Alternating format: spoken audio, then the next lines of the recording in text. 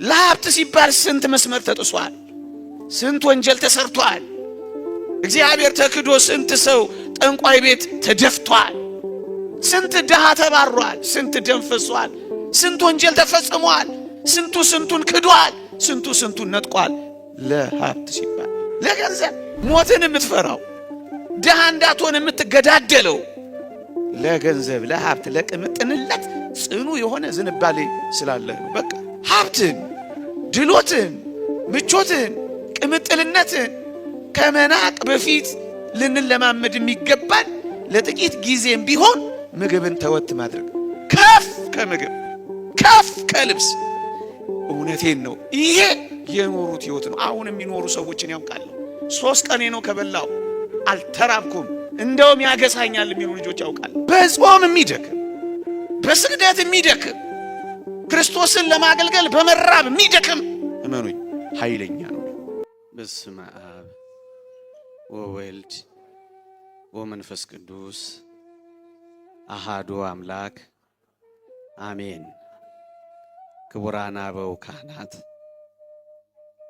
መምህራነ ወንጌል፣ ዘማሪያን፣ የተወደዳችሁ የእግዚአብሔር ቤተሰቦች፣ የእመቤታችን የቅድስት ድንግል ማርያም የአስራት ልጆች፣ የቅዱሳን ወዳጆች በልዑል እግዚአብሔር ስም እንደምን ሰነበታችሁ?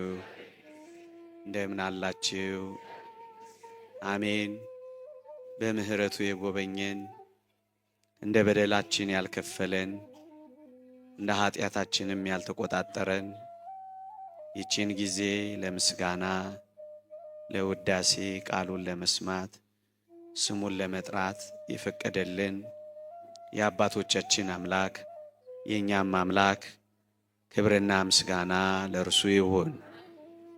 ከእመቤታችን ከቅድስት ድንግል ማርያም ከሌሎቹም ቅዱሳን ከጻድቁ አባታችን ከአቡነ አረጋዊ ከሌሎቹም ሁሉ እግዚአብሔር ከሚያውቃቸው እኛ ከማናውቃቸው በረከት ረድኤት ለሁላችንም ያሳትፈን።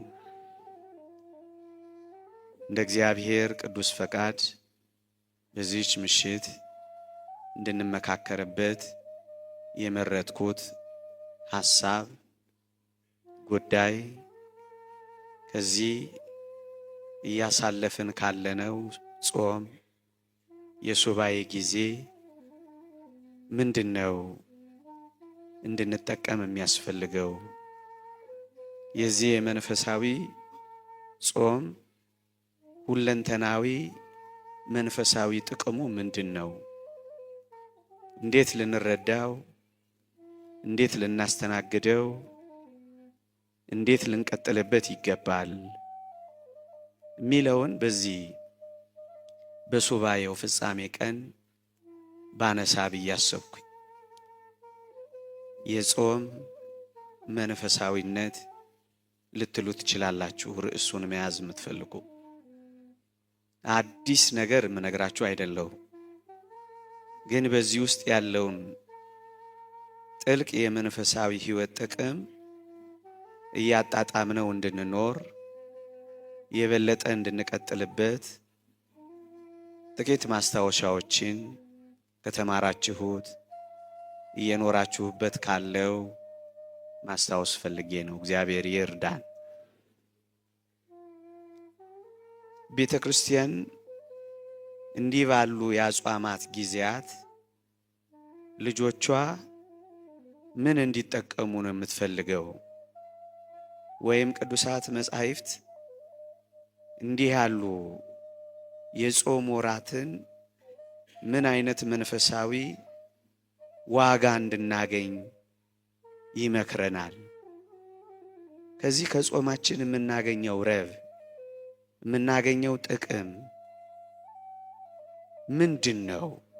እሱን ነው ጥቂት ነጥቦችን እያነሳሁ የማስታውሳችሁ።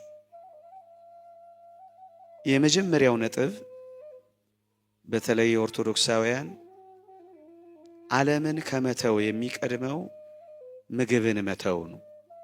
ደግሞአለሁ፣ ዓለምን ለመተው ወይም ዓለምን በሙሉ ልቡ ተጣብቆባት እንዳይኖር የሚፈልግ ክርስቲያናዊ ሰው መጀመሪያ የሚላቀቀው ከምግብ ሐሳብ ነው። ለምን ይመስላችኋል? በእንደነዚህ አይነት የጾም ወራቶች ለጊዜውም ቢሆን ምግብን ተወት የምናደርገው ዓለምን ከመተው በፊት መተው የሚቀድመው የምግብ ሐሳብ ስለሆነ። የዓለም ዋና ጉዳይና ትኩረት ምንድነው ካላችሁ፣ ወይ ምግብ አይደለም ነው? አይደለም። ምን ኖረው ለምግብ ነው። ዓለም የሚኖረው ለምግብ ነው። ለዚህ ነው የዓለም ትልልቁ ሞቶዎች፣ መፈክሮች በምግብ ሰብል ራስን መቻል ነው። ምግብ ነው የዓለም ትልቋ ጉዳይ። እንዴ የተባበሩት መንግስታት እንኳን እኮ ደሃና ሀብታም ብሎ ለመበየን በቀን የምትበላውን ነው የሚገመግመው። በቀን ስንት ካሎሪ ትበላለህ ነው የሚለው።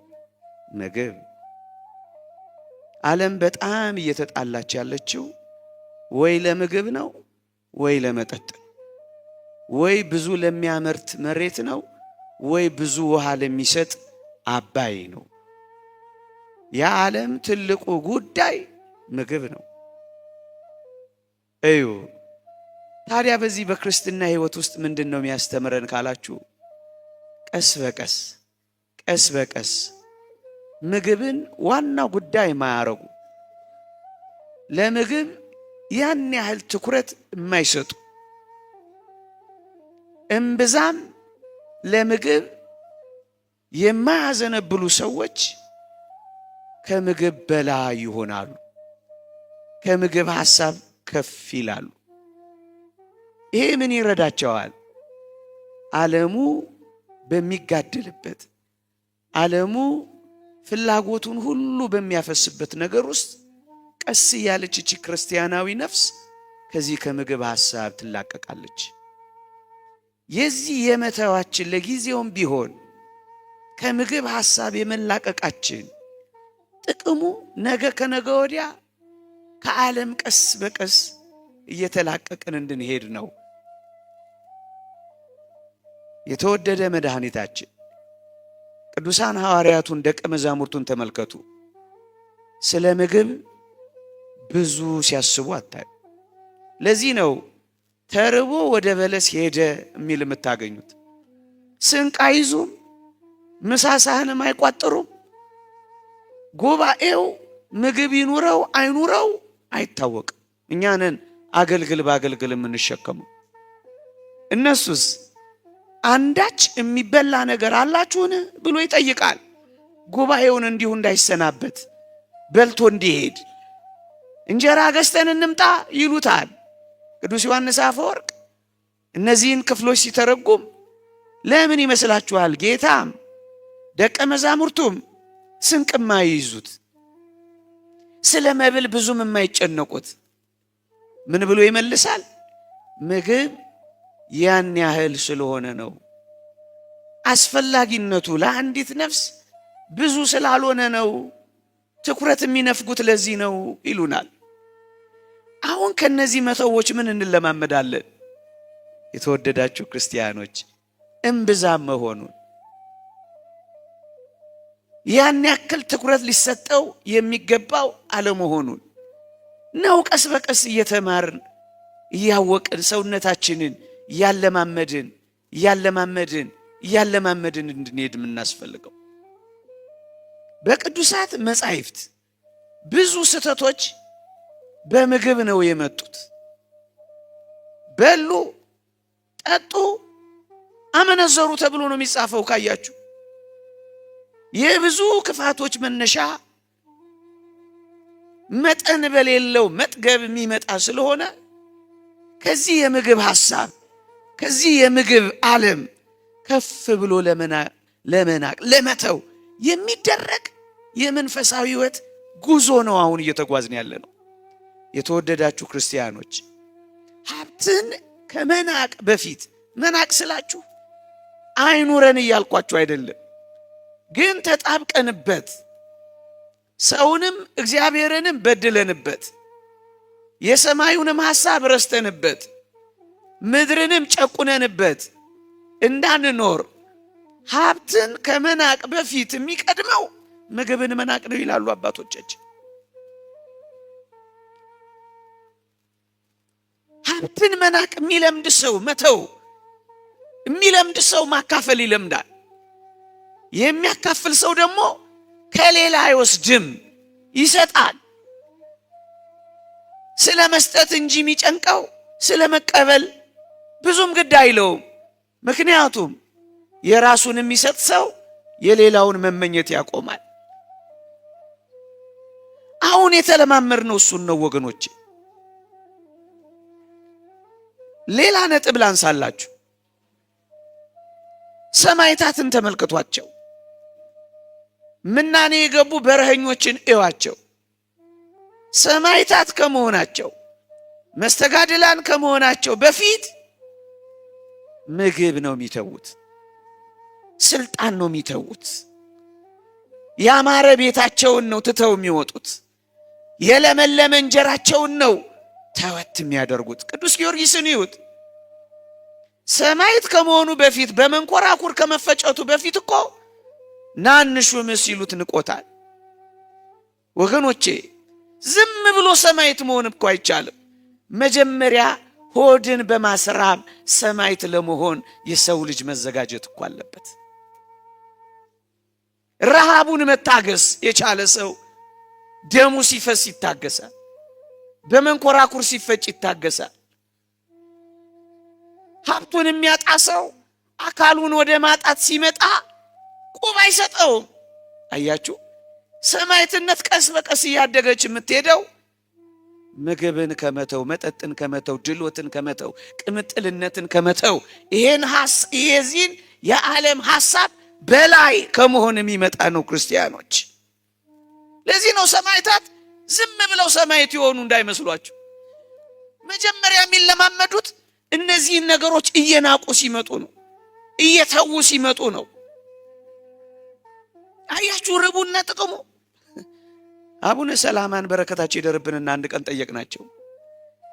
ቅዱስ ኤልያስና ቅዱስ ዮሐንስ መጥምቅ ደፍረው ነገስታትን ይገስጹ የነበረው እንዴትና ለምን ነው ብለን ጠየቅናቸው።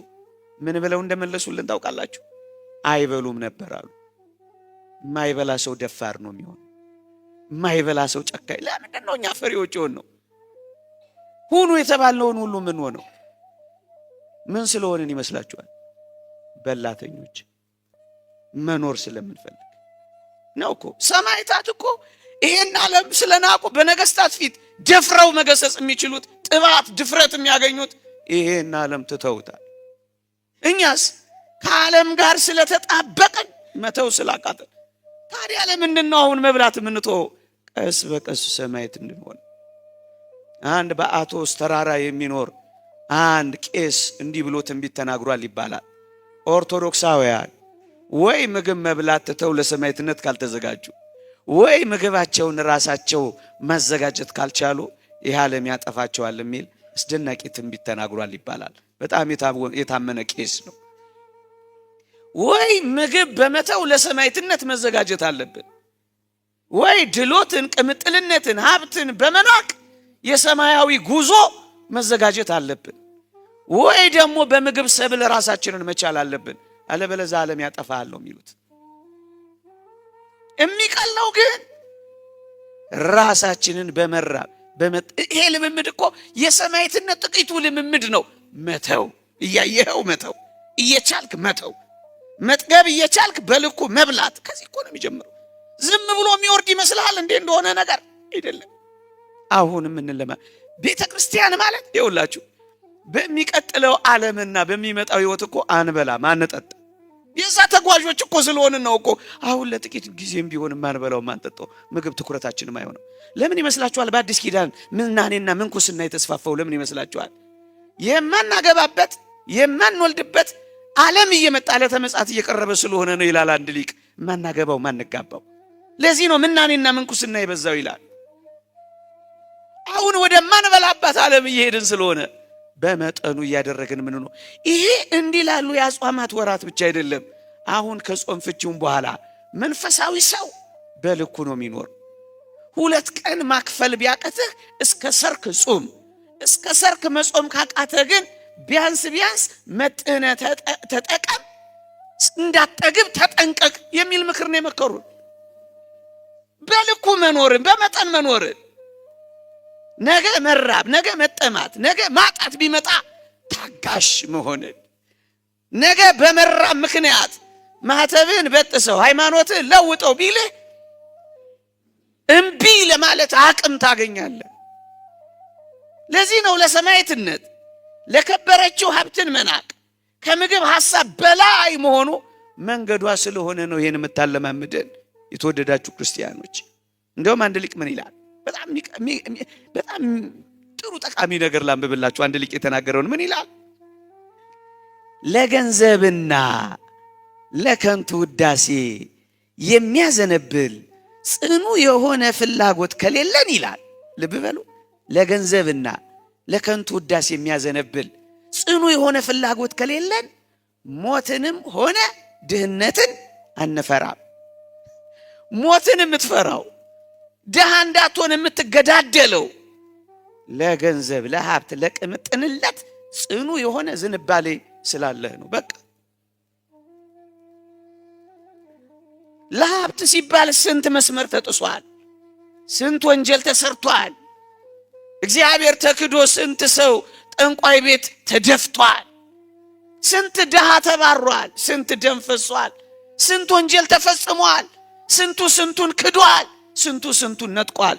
ለሀብት ሲባል ለገንዘብ ሞትንም አትፈራም። ስለዚህስ ኤልያስ አክዓብን፣ መጥምቀ መለኮት ቅዱስ ዮሐንስ ሄሮድስን ይገስጻሉ። ሞትን አይፈሩም፣ ድህነት ቢመጣባቸውም አይሰቀቁ። ምክንያቱም ከምግብ፣ ከቅምጥልነት፣ ከምቾት፣ ከድሎት ሐሳብ በላይ ነው ክርስቲያን። ለዚህ ነው የምንጾመው። መንፈሳዊ ሐሳቡ ይሄ ነው። እግዚአብሔር እንድንራብ፣ እግዚአብሔር አጥንታችን ጋር ስጋችን እንዲጣበቅ ፈልጎ አይደለም። ጥልቅ መንፈሳዊ ጥልቀት ያለው ትምህርቱ ከምግብ ሐሳብ በላይ እንድንሆን ነው። ይቀጥልና ይልቅ ምን ይላል? ጠላትንም ሆነ ጥላቻን አናውቅም ይላል። ለገንዘብ ለከንቱ ውዳሴ ዝንባሌ ከሌለህ ጠላት አይኖርህም። ዓለም ለምን በጠላት ተሞላች? የሀብት ሽሚያ ላይ ይኸው ታውቁት የለ? ማን ያልተጣላ አለ? ማን ያልተኳረፈ አለ? ማን ጥርስ ያልተናከሰ አለ? ይኸው እኛ በቋፍ አይደል ያለ ነው ልንባላ። ከምን መጣ ይሄ? ለሀብት ሽሚያ።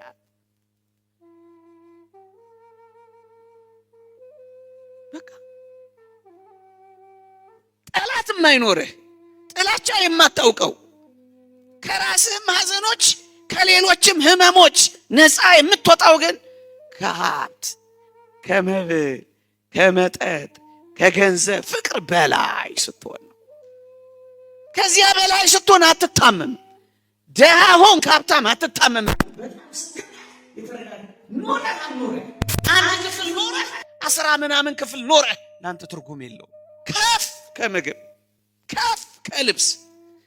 እውነቴን ነው። ይሄ የኖሩት ህይወት ነው። አሁን የሚኖሩ ሰዎችን ያውቃለሁ።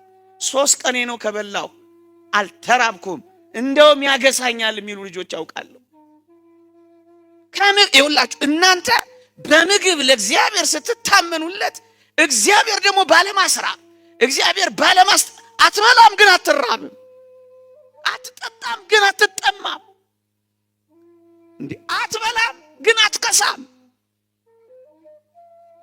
የረባ ነገር የለም ግን ፊት ያበራል። እናውቃለን። እንደዚህ ያሉ እህቶች እንዳሉ፣ እናቶች እንዳሉ እናውቃለን።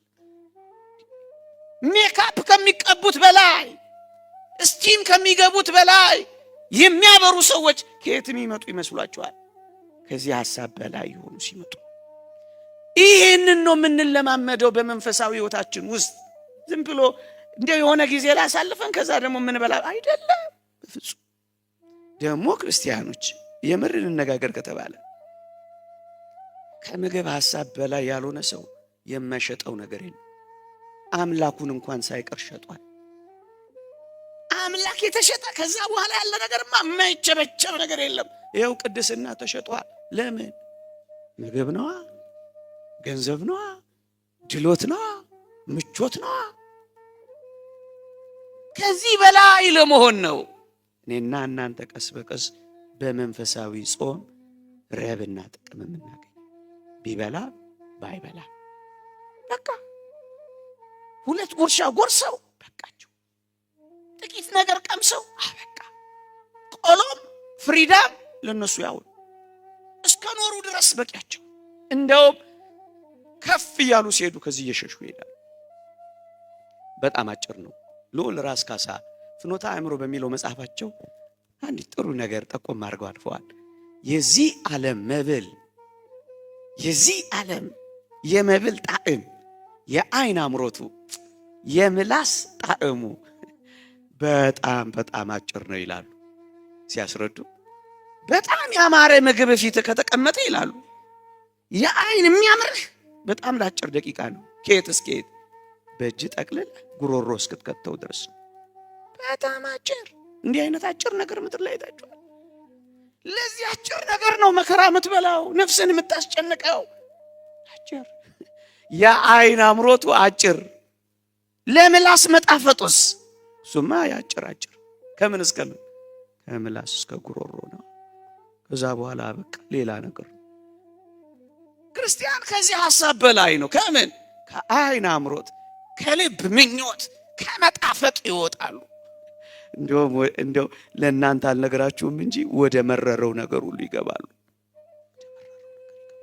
አንደኛ በዚህ ጾም ውስጥ፣ በዚህ መንፈሳዊ ጾም ውስጥ የምናገኘው መንፈሳዊ ጥቅም ምንድነው ካላችሁ፣ ቀስ በቀስ ምግብን በመተው ከምግብ ሐሳብ በላይ መሆን፣ ያን ያህል እንዳንጋደልበት፣ ያን ያህል እንዳናተኩርበት፣ ለመኖር ያክል ጥቂት ካለን እንደሚበቃ ቅዱስ ጳውሎስ እንደተናገረው ኑሮዬ ይበቃኛል ማለትን እንድንማርበት፣ የዕለት ጉርስ የዓመት ልብስ ካለን ይበቃናል እንድንል፣ ብዙም እንዳንጨነቅበት፣ ሞትም ቢመጣ ድህነትም ቢመጣ ጠላት እንደሌለን አድርገን እንድንኖርበት፣ ከዚህ ሐሳብ ከፍ ከዛስ ቀስ በቀስ ቀስ በቀስ ሰማዕትነት እንኳን ቢመጣ ሰውነታችን እንድትለምደው፣ መሰደድ ቢመጣ እንድትለምደው፣ መራብ ቢመጣ እንድትለምደው፣ መከልከል ቢመጣ እንድትለምደው፣ አለመብላት አለመጠጣት ቢመጣ እንድትለምደው፣ በሃይማኖታችን ምክንያት የሚመጡ መከራዎች ወይ በመፈናቀል ቤት በማሳጣት ነው፣ ወይ ከዚህ የከፋ ከሆነ እንግደላችሁ በማለት ነው። እነዚህን ነገሮች እየተለማመደ የመጣ ክርስቲያን ቅድም እንዳልኳችሁ እንደ ሰማዕታቱ ለፍጻሜው የታመነ ይሆናል። ስለዚህ በሆዳችን በመታመን እንጀምርና ከዛ ደግሞ በአካላችን ወደ መታመን እንመጣለን። አንደኛ። ሁለተኛ በመጾም ውስጥ የምናገኘው ጥልቅ የሆነ ሌላው መንፈሳዊ ጥቅም እንዳትረሱ፣ ጿሚዎች ኃይለኞች የሚሆኑበት መንገድ። እርግጠኛ ነኝ ብዙዎቻችን ስንጾም በጣም ላንቁሶ፣ በጣም ኮሳሳ፣ በጣም ደካሞች የምንሆን ይመስለናል። ክርስትና ግን ይሄንን ይገለብጠዋል። መንፈሳዊነት ግን ይሄን ሐሳብ ይቀይረውና ስደክም ያን ጊዜ አንበባችሁ ታውቃላችሁ። ስደክም ያን ጊዜ ኃይለኛ ሆናለሁ። ቅዱስ ጳውሎስ እኮ ነው የሚለው። የሚደክም ሰው በጾም፣ የሚደክም ሰው በሱባኤ፣ የሚደክም ሰው በመራብ ብቻውን አይሆንም። ኃይለኛው እግዚአብሔር ከሱ ጋር መሆን ይጀምራል። ስለዚህ ከኃይል ወደ ኃይል፣ ከብርታት ወደ ብርታት፣ በጣም ሲያዩት እዚህ ግባ የሚባል አይደለም፣ ግን ተአምራት ሰሪ ይሆናል። ስደክም ያን ጊዜ ምን ሆናለሁ? በጾም የሚደክም፣ በስግደት የሚደክም፣ ክርስቶስን ለማገልገል በመራብ የሚደክም እመኑኝ ኃይለኛ ነው።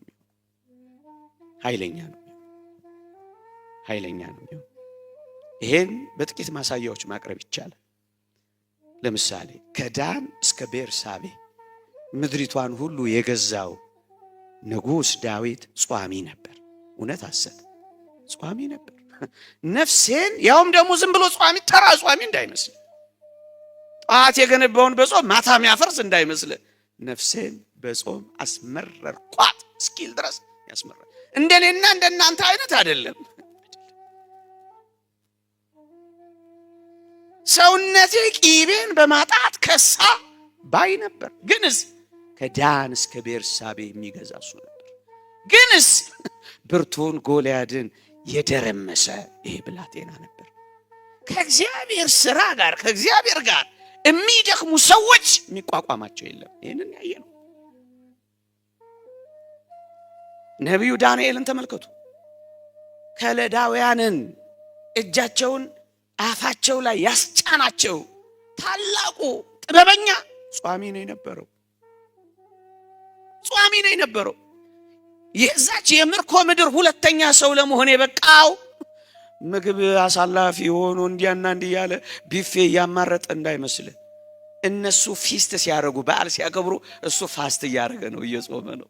እነሱ ሽቶ ሲቀባቡ እሱ ጸሎት እየተቀባባ ነው። ደሱ ነው ይሆን። የምስራቁን መስኮት ጸሎት እንዳትጸልዩ ተብሎ ሲታወጅ እሱ በዛ ውስጥ የሚያመልጠው ኃይል የሚያገኘው የምስራቁን በር እየከፈተ ወደ አምላኩ የሚጸልይ ሰው ነው ይሆን። ምስጢራት የሚገለጹለት ሰው ሆነ እንዴ! ማንም ያልቻለውን የሚፈታ ኃይለኛ ሰው የሆነው ጿሚ ሰው። ድንዙዝ አይደለም የሚሆኑት። አንዳንዱ የሚደነዝዝ ይመስላል። አይደለም። እሱ ስጋዊ መራብ ካለ መንፈሳዊ ሲሆንስ ንቁ ነው የሚሆኑት። ንቁ ነው የሚሆኑት እውነተኛ ሲሆኑ። የተወደዳችሁ ክርስቲያኖች ቀላልና ንቅት ያለ መንፈስ ነው የሚያደላቸው። እኔ ማቃቸው ሰው 80 ምናምን ዓመት ሆኗቸዋል። እንደዚህ ጭብጦ ነው የሚያክሉት። ማንም ሰው የማይሄደውን ተራራ ይሄዳሉ። ማንም የማይጠቀጥቀውን ጨለማ ይጠቀጥቃሉ። የትኛውንም አውሬ አይፈሩም። አሁን እኮ ያሉ ሰው ናቸው። አታ ንቁ ቀላል መንፈስ ነው ያላቸው። ከፍ ያለ መንፈስ አላቸው። የተወደዳችሁ ክርስቲያኖች ኃይለኛ መሆን ከፈለጋችሁ በዚህ ህይወት የበረታችሁ ቀጥሉበት። ለአንዳንዶቻችን ሊፈታ ይችላል። ለአንዳንዶቻችሁ ግን ከቻላችሁ ቀጥሉ። ቢያንስ በመጠን እየተመገባችሁ ማለት ነው። ቢያንስ የህይወታችን ዋና መርህ ዓላማ አድርገን መያዝ ነው። እንደሱ ነው እኮ የሆነው። ነቢዩ ዳንኤል እንደ ሀገሩ ልማድ ሽቶ እየተቀባባ አይደለም ያልኳችሁ። አንዱ እንደዚህ ነው የኖረው። ግን እሱስ የአገሩ ሁለተኛ ሰው ነው። እነዛን 3 ደቂቃንም ተመልከቷቸው። ጥሬ ከሚበሉት እነሱ ጥሬ እየቆረጠሙ ስጋ ከሚበሉት ፍሪዳ ከሚያርዱት ቅጠል እንደዚህ ነው ኃይለኛ የሆኑ ጥሬ እየቆረጠሙ ኃይለኞች ነው የሚሆኑት። ማጥናት ያቅተኛል እንዲህ ይሆናል ስራ አይደለም፣ ደሱ አይደለም። ይሄማ ስጋዊ መንፈሳዊ ሐሳብስ ስትደክም ያን ጊዜ ኃይለኛ ትሆናለህ። ራእዮች ተገለጡላቸው፣ ህልሞች በዙላቸው። በላተኞች አይደሉም፣ ጿሚዎች ነበሩ። ማንም ያልፈታውን ፈጅ። እውነት እንነጋገር ከተባለ በእንዲህ ያሉ አጽዋማት ወራት ደግሞ እንደው ከዚህ በኋላ ደግሞ እንደው እንዳትከታተሉት እንጂ ህልም ፈላጊዎች እንዳትሆኑ እንጂ ህልማችን ራሱ እኮ ይቀየራል። ታዘባችሁታል? እንቅልፋችን ሁሉ እኮ ይቀየራል። አልታዘባችሁትም? ይሄ የምር ህይወታችን ቢሆን ደግሞ ተመልከቱት። ወደ ሰማይ ነው ይዞን የሚቆዝ። አባቶቻችን እኮ እንደዚህ ኖረው ጸጥ ያለ እንቅልፍ፣ የተደላደለ ሰውነት፣ ሁከት የማይፈጥር ሰውነት። ህልማችን እንኳን ይቀየራል። ምኞታችን እንኳን እንዴት ጸጥ እንዳለ አታዩትም? ህይወታችሁ እንዴት ጸጥ እንዳለ በእነዚህ ይሄ ጸጥ ያለ ህይወት መቀጠል እኮ ነው ያለበት። የተወደዳችሁ ክርስቲያኖች በጣም ሰውነትን የሚያደክመው እንደው መጾም ሳይሆን ብዙ መብላት ነው። እውነት አሰብ ሆስፒታል ሂዱና ቼክ አድርጉ አይደል? ተመርምሮ መጨረሻ ላይ ምንድን ነው የሚባለው? ቀንስ አይደል የሚባለው? ምን ቀንስ? ምግብ ቀንስ ነው እኮ። እኔ ብዙ ትእዛዝ የምሰማው እሱን ነው አይደል? ይሄን አትብላለኝ አይደል? ቀንስ። ለምን መሰለ? አለ መብላት ሳይሆን ብዙ መብላት ነው ህዋሳትን የሚያደክመው። በመንፈሳዊ ህይወት ኃይለኛ የሚያደርገው እሱ ነው። በስጋዊ ህይወት እስካላችሁኝ እንደዚህ ነው የሚሆነው በቃ። ስለዚህ ምንድነው ሁለተኛው የምናገኘው? የበለጠ ኃይለኞች እንሆናለን። የእውነተኞቹ አይከሱም፣ ይወፍራሉ፣ አይጠቁሩም፣ ያበራሉ፣ አይደነዝዙም፣ ንቁ ይሆናሉ፣ አይደክሙም፣ ይበረታሉ። ለዚህ እኮ ነው የተወደዳችሁ ክርስቲያን እንኳን በሰውነታችን እንኳን በአካባቢያችን ያለውን ፈተና ተውትና በአጋንንት በርኩሳት መናፍስት ላይ ኃያል የሚሆኑት እኮ ጿሚዎች ናቸው። እንዲህ ያለው ወገን ከጾምና ከጸሎት በቀር ምን አይልም። ጾምና ስታሸንፎታል ብቻህን አትታገልማ። ከእግዚአብሔር ጋር መታገል ትጀምራለህ። የሚገባ የሚወጣ አካባቢን የሞላ እኛ እናያቸውም እኮ አጋንንትን። እነዚህ የሚሸነፉት ኃይለኛ የምትሆነው በማይተኙት ዘንድ አንቀላፊው ይሆን ከአንተ ኃይለኛ የምትሆነው ምርጥ መንፈሳዊ ጿሚ ስትሆን፣ በማይበሉት አጋንንት ዘንድ በላተኛ የሆንከው አንተ ኃይለኛ የምትሆነው ትንሽ መተው ስትጀምር ነው። እሺ እንዲሁ እንደተጎሳቆልን እንኖር? እንዳስጨነቁን ርኩሳት መናፍስት እንሂድ? አይደለም። ኃይለኛ ወደ መሆን ለመምጣት ልማድ የሆነ ዝም ብሎ በጊዜ ስኬጁል የተሞላ ጾም ብቻ አይደለም። ምርጥ መንፈሳዊ ጾም እሴቱን፣ ጥቅሙን፣ በረከቱን የሚረዳ በዚህ ህይወት ውስጥ ደግሞ ቀስ በቀስ ኃይል እንዲያገኝ እየተጠቀመበት የሚሄድ ሰው ነው የሚያስፈልገው። ጣሊያን ኢትዮጵያን በአድዋ ጦርነት መቼ ለጦርነት እንደገጠሙ ታውቃላችሁ? የአብይ ጾም ወቅት ነው መርጠው የገጠሙት። ለምን ይመስላችኋል? ጾመኞች ናቸው ኢትዮጵያውያን ኦርቶዶክሳውያን። እናስ ደክመው እናገኛቸዋለን፣ ከዚያስ አንዴ ስንላቸው እናጠፋቸዋለን ነበር ያሉት። 6 ሰዓት አልሞላም ጦርነቱን እግዚአብሔር ገለበጠ። ጿሚዎቹ በላተኞቹን ድል አደረጓቸው። እንውጣቸዋለን ያሉትን ጨፈለቋቸው። እያስቀደሱ ነበር እነሱ። ታው ይሄ ጉልበተኛነት፣ ይሄ አለው ባይነትን ተወውና በጾምና በጸሎት አንተ ከበረታ ማንንም ታሸንፋለህ። በፊት የሚቆም የለም። አጋንንትም ሰዎችም አይችሉህም፣ ጥበበኞችም አይደርሱብህም። የተወደዳችሁ ክርስቲያኖች እንደነዚህ አይነቶቹ በቃ ክርስቲያን ሆነ ኃያል መሆን ከፈለክ በአባቶች በእነዚህ ምክር እስኪ ለመጽናት ሞክርና እውነት ፈትሸው ኃይለኛ ትሆና። ስደክም ያን ጊዜ ኃይለኛ ሆናለሁ። በአጭር ያልተቀጩት ረዥም ዕድሜ የጠገቡት በላተኞች ወይ ጿሚዎች? ጿሚዎች። ዜና ማርቆስን ተመልከት። 140 ዓመት በላይ አባ አንጦንስኔው ከ90 ዓመት በላይ አባ ጳውሊኔው ከ100 ዓመት በላይ ጿሚዎቹ ናቸው። ጿሚዎቹ ናቸው። ኃይለኛ ትሆናለህ። ይህንን በቆየት ይህን ጥቅም የምናገኘው የእውነት ጿሚዎች ሆነን የተገኘን እንደሆነ ነው። ክርስቲያኖች የእውነት ጿሚዎች። ሶስተኛ በተለይ ለወጣቶችም ሳንሆን በትዳር ውስጥ እንኳን ገብተን አንዳንዴ ለምንፈተን የአባቶቻችን እውነተኛ መፍትሄና ንጽህናን ማግኛ እውነተኛ መንገድ እንዋው ላሳያችሁ። ምን ይላሉ አባቶቻችን? ሶስተኛዋ ለምንድን ነው የሚጠቅመን ይሄ መንፈሳዊ ጾም? ምን በቆየት ምን ጥቅም ምን መንፈሳዊነት እናገኝበታለን ካላችሁ፣ ሶስተኛ እንዲህ ይላሉ አባቶቻችን። ጠግቦ መመገብ የዝሙት አባቷ ነው። ሆድን በረሃብ ምክንያት ስለ ክርስቶስ በጾም ማስጨነቅ ደግሞ የንጽህና እናቷ ናት ይላል። ንጹህ መሆን ከፈለክ በዚህ ህይወት ቀጥል።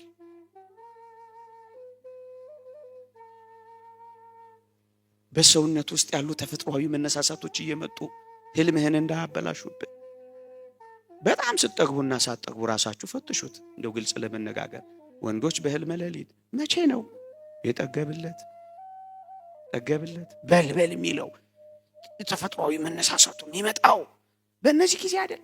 ለምን ይመስላል? ግሮሰሪዎች ይቅርታና እንደው ስሙን ጠራውባችሁ። በዚህ ስጋ፣ በዚህ መጠጥ፣ በዚህ ጨለማና ብርሃን የሚደበላል፣ በዚህ ጭፈራ እልፍ ሲል ደግሞ ደስ የማያሰኝ ልብስ የለበሱ እህቶች የሚያቆሙት ለምን ይመስላችሁ? ትበላለህ፣ ከዛስ ትጠጣለህ፣ ከዛስ ድብልቅልቅ ያለው መብራት ውስጥ ከዛስ ትጨፍራለህ፣ ከዛስ ሴቶች አሉ አብረህ ትተኛለህ። ይሄ ሁሉ አቅርቦት ለምን ይመስልሃል? ከመብላት የሚነሳ ዝሙት ይሄን ዓለምን እየሞላው ስላለ። ጠግቦ መብላት የዝሙት አባቷ ነው የሚሉት እኮ የኖሩበት እኮ አባቶቻችን ናቸው። ዝሙትን በንጽህና ድል መንሳት የሚፈልግ ሰው ሰውነቱን ገቶ መኖር ይችላል። ምንም መወሻሸት አያስፈልግ። እንዴት ንጹህ ልሁን እንዴ? እንደዚህ መንገዱ ይሄ ነው። በዚህ ነው ንጹህ የሆኑት። በቃ ንጹህ ይሆን ሐሳብህ የተሰበሰበ ህሊና ወደ ንጽህና ያዘነበለ በሰውነት ውስጥ ያሉ ውጊያዎች የራቁልህ የተረጋጋ እየሰከነ ይመጣል። ንጹህ መሆን ከፈለግ አባቶቻችን በሃይማኖት አበው በጣም አንድ ግሩም ነገር ይናገራሉ። ምን ይላሉ? አብዝቶ ከመብላት ሰውነቱን የከለከለ ሰው እርሱ ሰውነቱን ከኃጢአት ገቶ መኖር ይቻለዋል ይላሉ። እንደውም ምን ይላሉ? አብዝቶ የሚመገብ ሰው ይላሉ በደረቅ እንጨት ውስጥ ይላሉ እሳት እንደመልቀቅ ነው ይላሉ። የእንጨት ብዛት እሳትን እንዲያበዛው እንዲሁም ልዩ መባለት ምግቦች በቢፌ የተሞሉ ቅምጥልነቶች ሰውነትን ያነሳሳሉ፣ ዝሙትን ያበዛሉ ይላሉ። በቃ የኖሩበት ምክራቸው ነው። ስለዚህ ቢያንስ 2 ቀን ማክፈል ባትችል እስከ ሰርክ ጾም፣ እስከ ሰርክ መጾም ካልቻልክ ግን መጥነ ተመገብ፣ በመጠኑ ብላ። ብዙም ይሄ ምግብ አይነት አትሰብስብ፣ ሰውነትን አታቃጥለው፣ በልበል አትበለው፣ ተፈጥሯዊ መነሳሳቶችን እሳት አታንድድበት። ሆዱን የሚንከባከብና መንፈሰ ዝሙትን ድል ለመንሳት ተስፋ የሚያደርግ ሰው ይላሉ አባቶቻችን እሳትን በዘይት ለማጥፋት የሚሞክር ጅል ሰው ነው ይላሉ።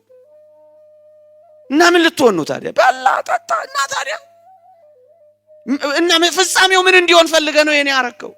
ክርስቲያን መሆን በመንፈሳዊ ህይወት ወደ ንጽህና መሸጋገር የምትፈልግ ነፍስ ሰውነቷን ገታ ለመኖር በልኩ። ይህንን ነው አሁን የምንማረው። እነዚህ አጽዋማት ወራት እነዚህን ቀስ በቀስ ንጹህ እንድንሆን እግዚአብሔር ስለሚፈልግ ነው የሰጠን። ንጹህ እንድንሆን በተለይ ወጣቶች ማረጋገጥ ትችላላችሁ። ምግብን መክፈል ውሃን መክፈል የጀመሩ ወጣቶች አሸናፊዎች እየሆኑ ይሄዳሉ። ሐሳቡን ያጠፉታል፣ ድል ይነሱታል፣ ያሸንፉታል። ያጋንንትን ውጊያ የሰውነታቸውን ኃይል ይቆጣጠሩታል። ምንድነው የሚጠቅመን? ንጹህ ለመሆን ነው የሚጠቅመን። ኃጢአትንና በኃጢአት ያለውን ሐሳብ ድል እንድነሳ ነው። ዓለሙ በዚህ ማደል መከራ እየበላ ያለው ቅድም ባልኳችሁ በምግብ ሐሳብ ምክንያት ይጋደላል። ምግብ አብዝቶ በመመገብና በማማረጥ እንዴት ያሳዝናል። በሱ ደግሞ በዝሙት ይወድቃል። እነዛን ነገሮች ደግሞ አጠራቅሞ በመብላት ጤናውን ብቻ አይደለም ይጎዳው፣ ማህበረሰቡንም ይጎዳል። ታማሚ ይሆናል፣ ምስኪን ይሆናል፣ በሽተኛ ይሆናል። ሶስተኛ ንጽህናን ገንዘብ ማድረግ የሚፈልጉ ክርስቲያኖች በዚህ በመንፈሳዊ ጾም ውስጥ የሚጠቀሙት እጅግ ልዩ ጥቅም ንጹህ መሆን። ከዛ በኋላ የልብ ንጽህናው፣ ከዛ በኋላ የጸሎት ብርታቱ ቀስ እያለ ይመጣል ክርስቲያኖች። ስለዚህ በመጠን አብዝቶ ቢያንስ አሁን ጾሙ ያበቃል። ከዛ በኋላ ህይወታችን ድል እንደሚያደርግ ተጓዦች ሁሉንም ነገር በመጠንና በልኬት አድርገን እንኖራለን። ሶስተኛ አራተኛ እና ሌላው ትልቁ ጥቅም ደግሞ ምንድነው ካላችሁ የሚራብ ይላሉ አባቶቻችን። የሚራብ ሰው አቅሙንና ድካሙን ስለሚያውቅ ከመታበይና በራስ ከመተማመን ከኩራትና ከመኮፈስ ይርቃል ይላሉ። ድካሙን ይረዳል። ሚራብ ሰው ሚጠማ ሰው ድካሙን ይረዳል። ያለ እግዚአብሔር አቅም እንደሌለው ያውቃል።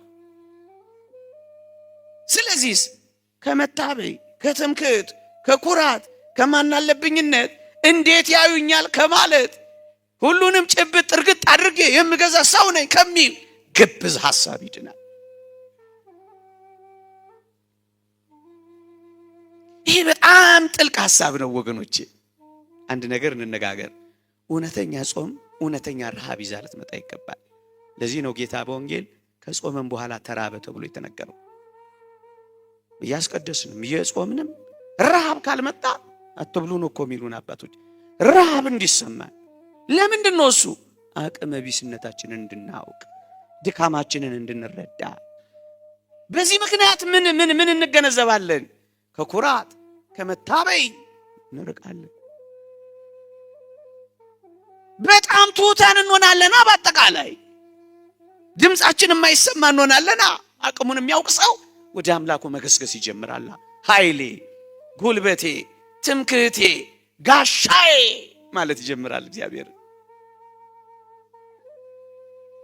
እንደ ቅዱስ ዳዊት በጾም የተጠመዱ ሰዎች፣ በጸሎት እንባቸውን ከምግብና ከመጠጣቸው ጋር የቀላቀሉ ሰዎች አቤቱ ነፍሴ ወደ አንተ ትናፍቃለች ማለት ይጀምራሉ።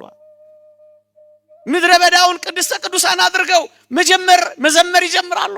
የቅዱስ ዳዊት መዝሙር አብዛኞቹ መዝሙራት ተመልከቷቸው በምድረ በዳ የተደረሱ መዝሙራት ናቸው። በኤዶሚያስ ምድረ በዳ የዳዊት መዝሙር ይልላችኋል። በምድረ በዳ ብቻውን ሆኖ ተሰዶ ልጁ አሳዶት ሳኦል አሳዶት የጸለያቸው ጸሎቶች ናቸው። አንዳንዴ መሰደዶች፣ አንዳንዴ መቸገሮች፣ እንዲህ አይነት ምስጋናዎች ካፈለቁ እሰይ ነው የሚባሉት። ግን እንዲህ አይነት ሰው አቅሙን እግዚአብሔር ማወቅ ማድረግ ይጀምራል። ደካማውን ምንኛ ረዳኸው እያለ መዘመር ይጀምራል። ኃይል የሌለውን ምንኛ ኃይል ሆንከው እያለ መቀኘት ይጀምራል። ከራሱ ኩራት፣ ከራሱ ትዕቢት፣ ከራሱ ትምክህት ይወጣል። በጦሩም በኃይሉም በጉልበቱም አይመካም፣ በገንዘቡም አይመካም፣ በውበቱም አይመካም። ደካማ መሆኑን ያውቃል። የተወደዳችሁ ክርስቲያኖች ለምን መሰላችሁ? የምትራብ ሰውነት፣ ጥጋብ ያልተሰማት ሰውነት ለመጸለይ አቅም አላት። ጮኬባችሁ እንደሆነ እንጂ። ለዚህ ነው ቅዱስ ዮሐንስ አፈወርቅ በምሽት ጸሎትህ ተንበርክከህ የአምላክህን ስም ስትጠራው ሆድህ እንዳይከብድህ ሆድህን በልኩ ሙላው የሚለው ለዚህ ነው። ማታ ማታ ትጸልያላችሁ።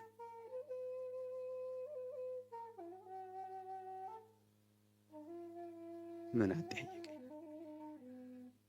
ግን ወዳችሁ ከሞላ እንኳን ልጸልዩ ሰው መናገርም ነው የሚያቀታችሁ። እውነት አዘን እያፋሸጋችሁ እንጂ ወድህን እያሸ እንዴት ትጸልይ? እንቅልፍ ነው የሚለው። እውነት አዘን እንቅልፍ አላቸው። መጸለይ ጸሎተኛ ነፍስ እንደሱ ነው የምትሆነው። በጥጋብ ሆድ ሲከብድ መጸለይ ያቆማል። በቃ ለዚህ ነው አይቻልም። ጸሎተኛ ትሆናላችሁ እያሉ እኮ ነው አባቶቻችን ምክር። ይሄ ተፈተነ በእርግጥ የታወቀ ምክር እኮ ነው። ዝሙትን ድል ትነሳላችሁ፣ ዓለምን ድል ትነሳላችሁ፣ ሀብትን ትንቃላችሁ፣ ለሰማዕትነት ትቀርባላችሁ፣ ኃይለኛ ትሆናላችሁ፣ አጋንንትን ታሸንፋላችሁ። ብቻ እኮ አይደለም ከአምላካችሁ ከእግዚአብሔር ጋር የምትገናኙ ሰዎች ትሆናላችሁ። ግጥም አድርጋችሁ በልታችሁ ታዲያስ እንዴት አድርጋችሁ ትጸልያላችሁ? ቶሎ መተኛት መንደባለል። ጠዋት እንኳን በሌሊት አትነሱ። እውነት አሰብ ውሃ ተደፍቶባችሁ አንዳንዴ አይደለ? ስንት ተአምር ተፈጥሮ ተብሎ በግዚዮታ እዋቸው በጣም ቀላል ሰውነት ስላላቸው ኮሽ ሲል ብድግ ይላሉ። ምን ስለማያረው? ስለማይበሉ፣ ስለማይጠጉ። ከቻልክ አትብላ ሰየው እሱ ያስኬዳል። ጋዛለ ደግሞ እንዲህ ብሎ ሰበከ ብለ ምግብ ተውና እንደዛ ፓስተር መከራዬን አብላኝ አላልኩም። እኔ ስለማይጠግቡ ነው ያልኩት። ነግሬያችሁ የለ አለቃ ገብረሃና ኢየሱስ ክርስቶስ እኮ የተሰቀለው በግድ ነው ብሏል ብላችሁ ከሰሷቸው አሉ። አለቃ ንጉሱ ጠርተው አንተ ደግሞ እንደዚህ ማለት ጀመርክ፣ ኢየሱስ የተሰቀለው በግድ ነው ብለሃል አሏቸው አሉ። ንጉሱ ሺህ ዓመት ይንገሱ። ይሄን ህዝብ ያውቁት የለ እኔ ያልኩት በግንድ ነው ያልኩት። ንኑ ጦብኝ ነው በግድ ያሉት አሉ። ደግሞ ያላልኩትን ብለ መከራዬን እንዳታበላይ። ከአምላኳ ጋር የማትገናኝ ነፍስ ምንኛ ምስኪን ነፍስ ናት። ወይ በጠዋት ትጠራው ወይ በማታ ትጠራው እንደ ነገሩ። ደግሞ ይሄ ልፍ ምናምን እያላችሁ እዚህ መርካቶ አያለው እዛች በር ላይ ሆናችሁ እንደዚህ የሆነ ነገር ታረጉና ላጥ ወደ ሱቅ እንደዚህ የለም። ይሄ ነይ ቀልዱን ተውት፣ ይሄን ፌዙን ተውት። ይሄ ፌዝ የእግረ መንገድ እኮ አምላክ የለም። ይሄ ውሸት እኮ አይደለም፣ በደንብ የምር።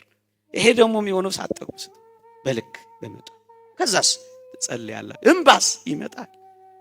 የእንባ ምንጮችን መክፈት ከፈለጋችሁ ይላል አንድ ሊቅ፣ ሳትጠግቡ ተመገቡ።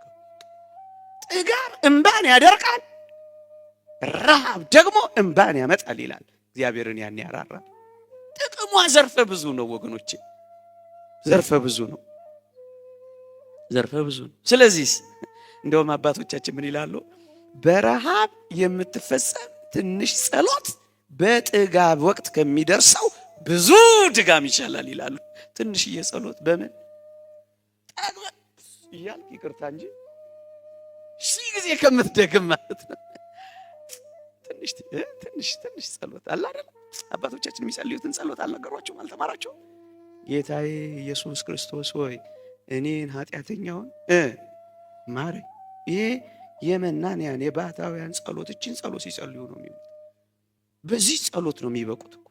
ትንሽ ግንስ በተራበች ሰውነት፣ በምትገዛ ሰውነት፣ እሺ ባይ በሆነች ሰውነት፣ ዝም ብሎ በመካለል በመባከን የሚሆን አይደል፣ በመከተት የሆነ ጸሎት ትንሽ። ታዲያ ከዚህ የምናገኘው ረብና ጥቅም ምንድን ነው ካላችሁ፣ ድካማችንን እናውቅበታለን። አቅመ ቢስ መሆናችንን መረጃና አምላካዊ ኃይሉን ደግሞ ከዛ ደጅ እንጠና። አቅመ ቢስ የሆነ አምላካዊ ኃይሉን ደጅ መጥናት። እኔ ሁለት ሰዎች አውቃለሁ። በጣም ይበላሉ፣ በጣም ሰውነታቸውን ይጠብቃሉ፣ በጣም ያስፈራሉ፣ ስፖርት ይሰራሉ። ማንም ሰው አይናገራቸው፣ ምክንያቱም ኃይለኞች ናቸው። ሁሉን ጭብጥ፣ ሁሉን እርግጥ ያደርጋሉ። አዝናለሁ። እነዚህ ሰዎች እኔ አንድ ቦታ ደርሼ ስመጣ ሁለቱም ሞተዋል። ጠብቁ። ለምን ማን ያይናል የሚሉ ናቸው። ጉልበተኞች አቅም እንዳላቸው ያምናሉ። ቢመቱ ያደቃሉ፣ ቢጨምቁ ያሳምማሉ፣ ቢሮጡ ያመልጣሉ። ጉልበተኞች ናቸው። ትምክታቸው ራሳቸው። ስለዚህ መጠጥ ቤት ጣሏቸው። ያሳዝን። በምናምንቴ ሰው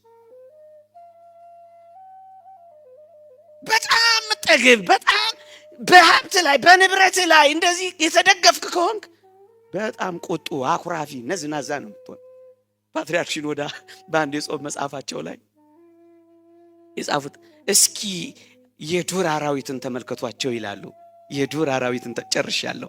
እስኪ የዱር አራዊትን ተመልከቷቸው ይላሉ።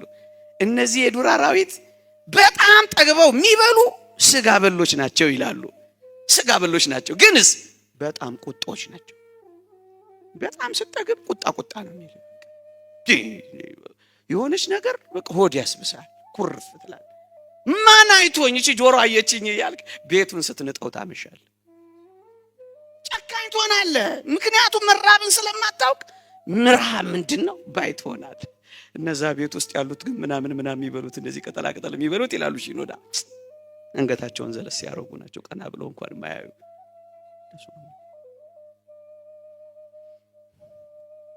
መጠቅለያ እንጠቅለለው አይሻልም? ስለዚህ የመንፈሳዊ ጥቅሙን ነጥቦች ነው ለማሳየት የሞከርኩት እና እውነተኛ ጾም ሲሆን ክርስቲያኖች እውነተኛ ጾም ሲሆን ከጾሙ በኋላ ምን እንደምትመገቡ እያሰባችሁ መጨነቅ የለባችሁ። ሰዓቱ ደረሰ አልደረሰ እያላችሁ ሰዓታችሁ እጃችሁ የጾም ሰዓታችሁ እጃችሁ ላይ መሆን የለበትም፣ ሆዳችሁ ላይ እና እግዚአብሔር የሚሰጠንን የጸጋ አክሊሎች ላይ ነው ማተኮር ያለብን ክርስቲያኖች።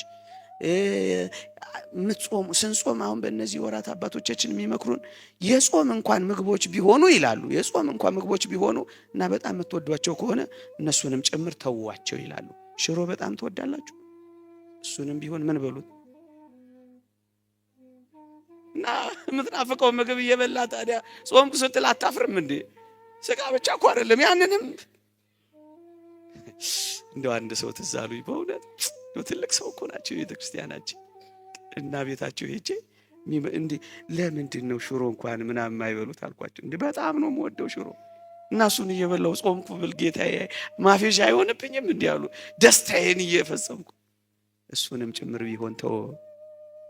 ምክንያቱም ማለፊያ እንጀራም ጭምር ምን አላልኩ በለኝ፣ ምን አላልኩ አልበላው። ማለፊያ እንጀራ ለምለም እንጀራ እንኳን አለ። ምን አይነት ጨካኝ ወሬ ነው የሚያወራው ይሄ ሰውዬ?